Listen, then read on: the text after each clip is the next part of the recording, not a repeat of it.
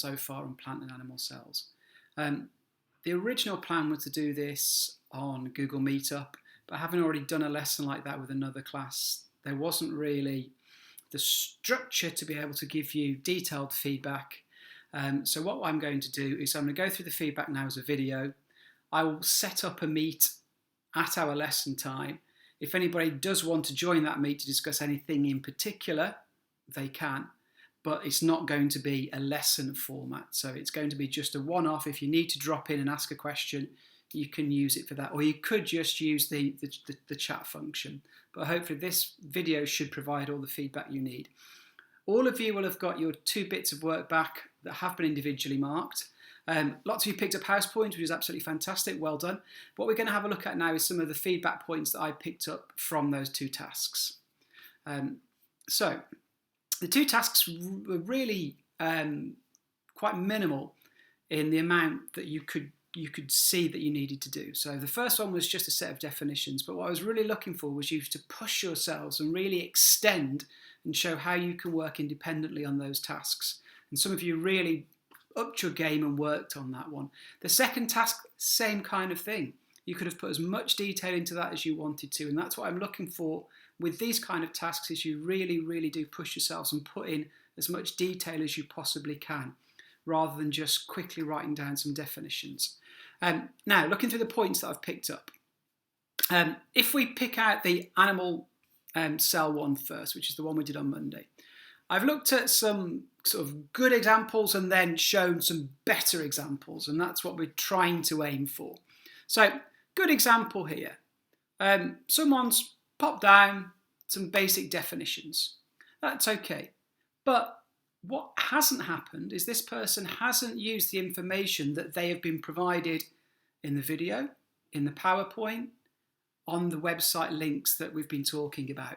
And also there's a lack of specificity in those responses. And there's a few blank responses. So it's okay, but it would be a lot better if. If we look on this one here, we've got significant detail. Lots and lots of paragraphs. Now, I did say please don't copy and paste. I'm not suggesting this has been copied and pasted, but there is a lot of vocabulary in there that's at quite a high level. Now, hopefully this person really understands that, and that's why they've used it in their answer. But these kind of short paragraphs were the kind of response I was looking for. Now, to improve that even further and make it clearer, we can have a look at this example here. Now, what's lovely about this example is the fact that the key terms have been bold or highlighted or used in a different colour. That will mean then, when you are revising, you can quickly pick out the word nucleus, control, genetic material. Cell membrane, in and out, is in bold to remind you of what goes in and out of the cell. Doing that will be able to just provide a little link in your brain that you can remember the function, rather than trying to remember an entire paragraph like is written here. And here, an addition of a diagram. Just putting extra bits in is really going to make your work richer and improve it significantly. Another example here, which I was really, really pleased with. Nice, clear sentences would really benefit from using the bold or the highlight technique, as we've shown in below. So, summarising that, what I was really pleased with was there was some good recall of information, some good presentation, and good basic scientific content. But it's really important you don't just do the bare minimum of work. The tasks are short, so you can put lots and lots of detail into them. Don't forget the basics. So, full sentences, capital letters, full stops. Give detailed examples so you can really prove your understanding. I'm not there to be able to prompt things out of you. So, by using longer paragraphs like we've seen in those examples, you can really show, yeah, I completely get this. Another thing, some people have said for an organelle there's one particular function. Now that organelle might have more than one function, so include both of those. And also, like we saw in that example, include some diagrams. Anything else that you think will enhance your work. But what's really important is you don't just copy and paste the text. It's very easy to do. It's very easy to spot as a teacher if it is done, because the vocabulary is clearly not Form 6 vocabulary. So I'd much rather you read something, you put it in your own words and wrote it as a sentence. So really pleased with how that went on. Like I said, there were lots of house points being given out for that first animal task. The second task you had to go at was the plant cell task. First thing was I asked you to copy and paste a diagram. Now, what was really lovely is one student decided to hand draw the diagram, took a photo of that and pasted that in. And that was really pleasing to see. That's what I would have wanted you to have done in class. We would have been hand drawing these cells. So it's really nice to see that example there. Now, here we pick out one question to look at and how we can develop the response into a little bit more detail. So, if we have a look at this first question, the good example, explain why cells in the leaf have a high number of chloroplasts. This student said, so photosynthesis is easier. So it's great, they've recalled the word photosynthesis. But we can see there are lots of better responses.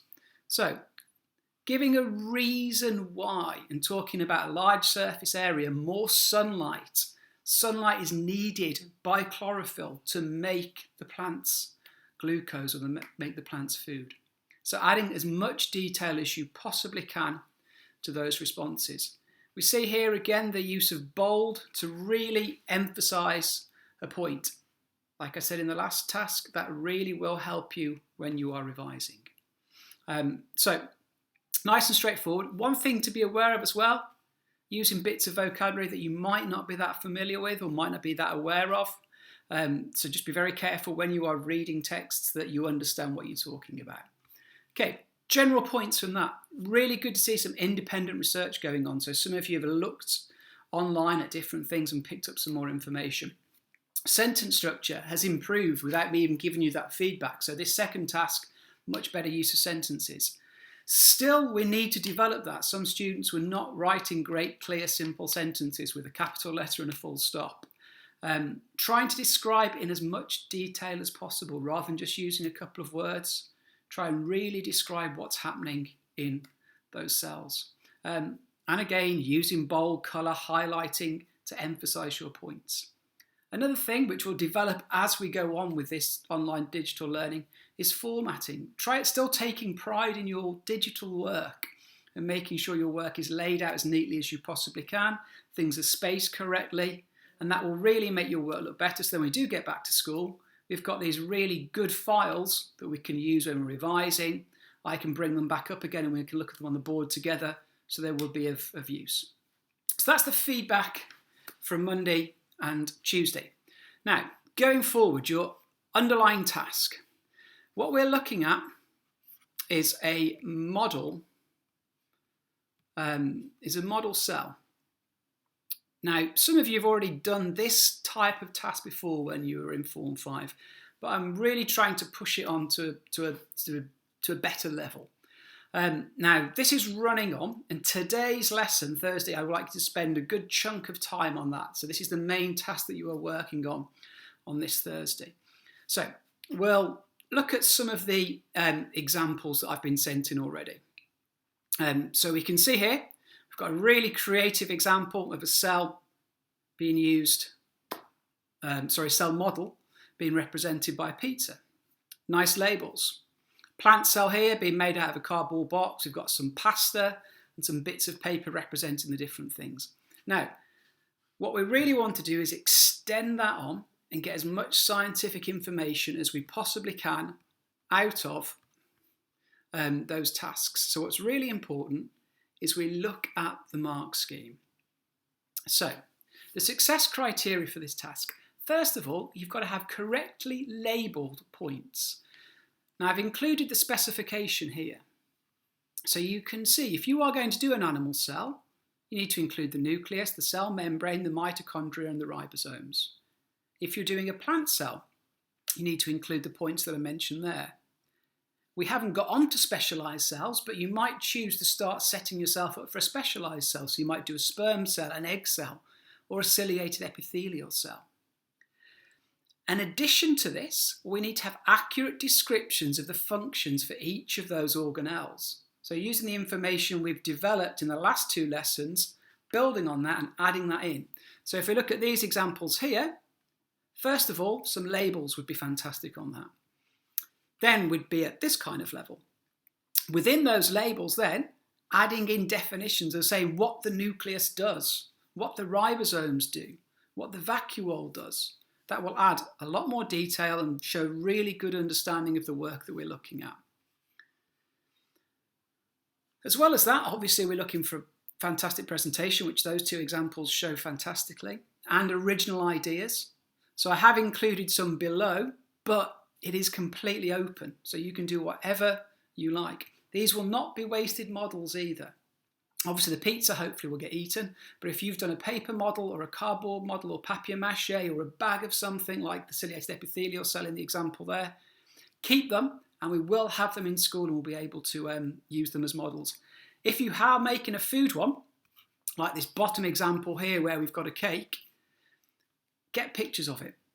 We can then use those pictures. You can then add text boxes onto that picture to add all the extra information. So don't think you have to do sticky labels like this. You could just take a picture, get it onto your computer, and then add text boxes all the way around explaining all of those different cell organelles. Something that I haven't mentioned on here, but is you could extend it even further and say why you have chosen a particular thing to be the organelle in your model. So there might be a reason why the egg has been chosen to represent the vacuole within the pizza cell model. There might be a reason why the pizza base is representing the cell membrane, or why the tomato sauce is representing the cytoplasm. So thinking about that would really, really extend it because you're looking then in even more detail and modelling. So that's today's task. That's our main area of focus, which is to start developing those models. Even if you haven't got time to make it, you can start planning it out, saying what you are going to use for all those different things, making sure you've got your definitions correct. You could even make your little labels ready for your definitions by going back through the last couple of lessons. So all that work is there ready for you to move on forward. But generally, very pleased with how the first couple of lessons have gone, and I'm really excited about seeing how these go. The plan will be on Tuesday, on Monday I'll give you a video, on Tuesday another video, and then on Tuesday's video I will give you a feedback and self-assessment sheet where you can actually mark your own work. You'll submit that, and then on Thursday we can have a look at those together. So that's the plan. So just to recap, Thursday's lesson, we'll not be having a big mass Google Meet because that doesn't seem to be very successful. Watch this video, and if you do have any specific questions, Google Meet will be open. I'll have scheduled a meeting and you can drop in and have a chat with me, but I'll also be sat on my computer for that lesson slot. So if you do need to send me a message, use the chat function as well. Well done everyone, and I'm enjoying seeing what you're making, and I'll see you all soon. Thank you.